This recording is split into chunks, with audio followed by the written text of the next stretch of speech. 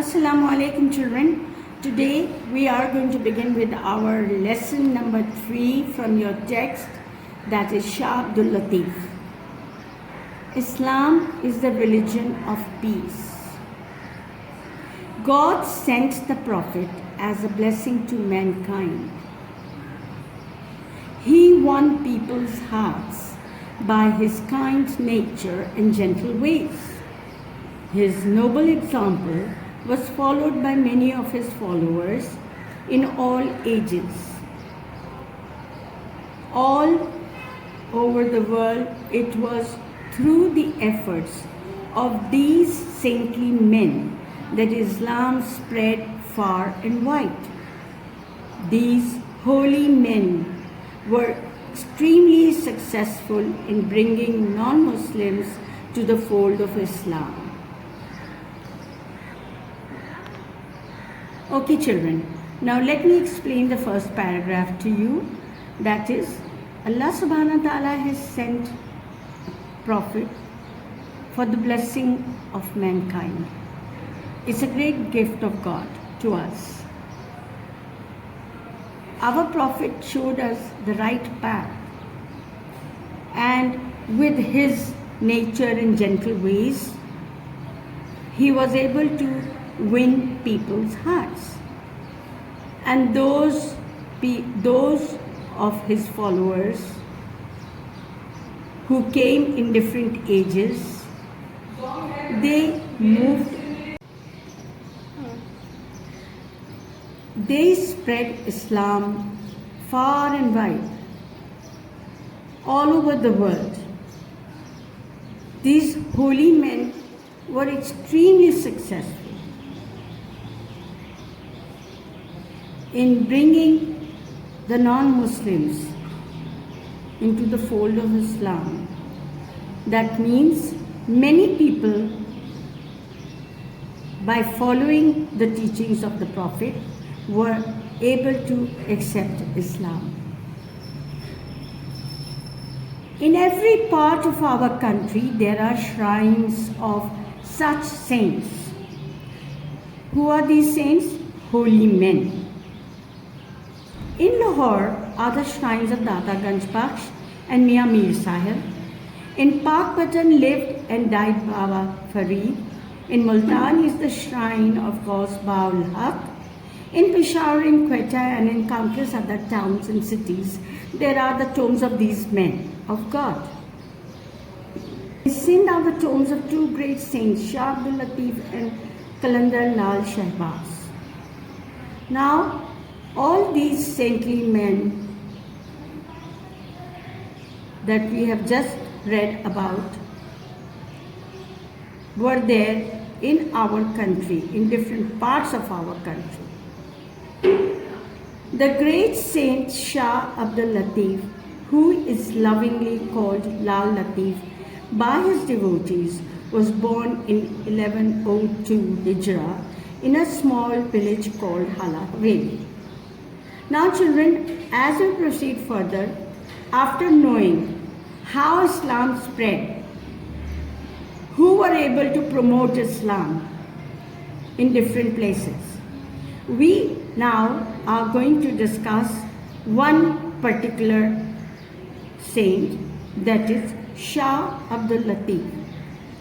He was lovingly called as Lal Latif by his devotees who loved him, who followed him. He was born in 1102 Hijrah in a small village called Hala Haveli. Now we are going to further read about his background, his ancestors. The good Mughal Emperor Aurangzeb then, at that time, ruled the country. Shah Abdul Latif's ancestors, that is his forefathers, migrated to Sindh during the days of Tamerlane. They had come from Herat. Sindh was then a center of Muslim culture, and Shah Abdul Latif's ancestors liked it so much that they decided to make it their home. But no one would have remembered their names or learnt about them if Many centuries later, one of their descendants, Sayyid Habib Shah, had not been blessed with a son who grew up to be Saint Lal Latif. Now children, you know when Shah Abdul Latif was born, to which family he belonged, and how did they come to be in Sindh. We further go ahead. Shah Latif had a very sensitive mind. His heart was soon filled with the love of God. The beauty of nature aroused his feelings strongly. Aroused here, kindled his feelings, made him feel strongly. While he was only a boy, he started composing poetry. He was also keen on acquiring knowledge, and he grew up to be a scholar of Arabic and Persian. When he was 20, he married a noble and good lady. He showed great kindness to his wife and lived at home for many years. His heart, however, turned more and more towards religion and devotion, and he felt restless in living a normal domestic life. Children, just now the paragraph that I read out to you, it tells us more about Shah Abdul Latif, his early life, his later life. But when his father died, Shah Latif left his home and went to live on a mound at some distance from his village. A mound of sand is called Bhit in Sindhi due to the fact that he lived on this mound for the rest of his life. Shah Latif came to be known as the Saint of Bhit. To this day, he is famous all over the country as Shah Abdul Latif Bhitai or Shah Latif of the Mount. As days passed, Latif's love of God grew more and more until he found pleasure only in devotion, that is, in love of God, and spent most of his time in prayer and deep thinking. His spiritual power grew stronger with prayer and devotion, so much so that people began to be attracted towards him. Anyone who came to him was strongly impressed by his gentle ways, and his followers increased day by day. Close to the mound on which Lal Latif came to live is a natural lake. His poetic nature loved the calm atmosphere. He would spend much of his time sitting on the bank of this lake, and as he sat there, he prayed to God and sometimes composed verses in his praise. Shah Latif was not only a saint and a poet, but also a musician. He found great comfort in music. His skill in this art enabled him to make many improvements and changes in the difficult music of his time. As in everything else, he loved simplicity in music and musical instruments. He did not agree with the idea that music should be difficult, so he made it simple. He also invented a simple musical instrument called tamburo. It was like an instrument used by the Arabs, but the number of strings were different. To this day, the tamburo is popular all over Sindh. Old and young play it and sing the songs of Latif to its simple but moving tunes. Children, we have already learnt about his early life, what kind of a mind he had. Later on, in his later life, after his marriage, after the death of his father, his mind changed. He wanted to be close and close to religion, and most of the time he spent in meditation and thinking deeply about Allah subhanahu wa ta'ala. To have peace of mind and no disturbance in his deep thinking, he went to live on a mount at some distance from his village. Because he lived on that mount for the rest of his life, he came to be known as the Saint of Bhit, because in Sindhi, Bhit means a mount. As days passed, Latif's love of God grew more and more, until a time came when he found pleasure only in thinking about God. His spiritual power grew stronger because of his prayer and devotion. And slowly and gradually, people started to be attracted towards him. What impressed the people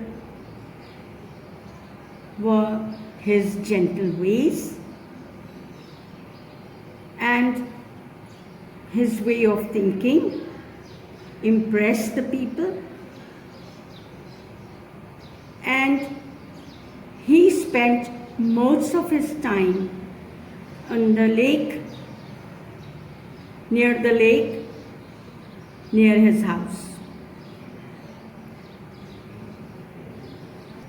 Shah Latif was a versatile person, having multiple qualities in him. He was not only a saint, but he was also a musician, also a poet. Now to talk about the music. Like everything else, he loved simplicity in music also. He invented a musical instrument, tamburo, which was very much like the musical instrument used by the Arabs, but the difference was in the number of strings. Tambura is popular all over Sindh, and many, whether they are young or old, they love to sing songs of Latif to its simple, moving tunes. Latif died in 1165 Hijra on the mound where he had lived and was buried there. A famous king of Sindh, Ghulam Shah Khaloro, was so devoted to him that he built a shrine over his grave. Latif's devotees collected his poetry, and this collection came to be called the Risalo of Shah Abdul Latif. He was a poet of the people, so he wrote poetry in the language of the common man. This collection of his poems is so valued that it has been translated into many languages. One great quality of Latif's poetry, besides its simplicity, is its moving music. When you listen to it, even if you do not understand a word of it, you will be moved by its melody. You will still enjoy it. Latif's Urs is held at his shrine every year on 14th Safar, the second month of the Muslim calendar. Many thousands of people gather, listen to the saint's songs sung on the tamburo, and offer their prayers. Many learned men read papers that tell about Latif's life and his poetry. Recently, a library, a rest house, and a museum have been built.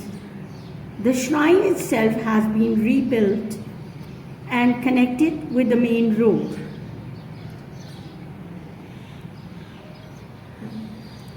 Its lovely white dome, representing the purity and dignity of Latif, can be seen from many kilometers.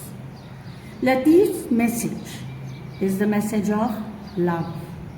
He believed in the brotherhood and equality of men, and in pleasing God by good deeds.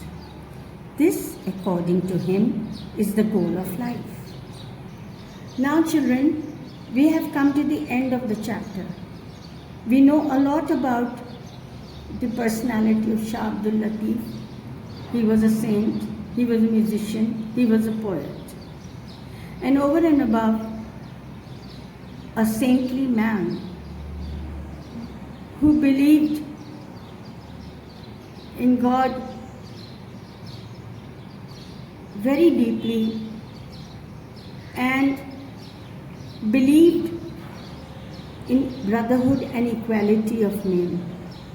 And according to him, the life of gold should be to please God by being kind to our fellow men.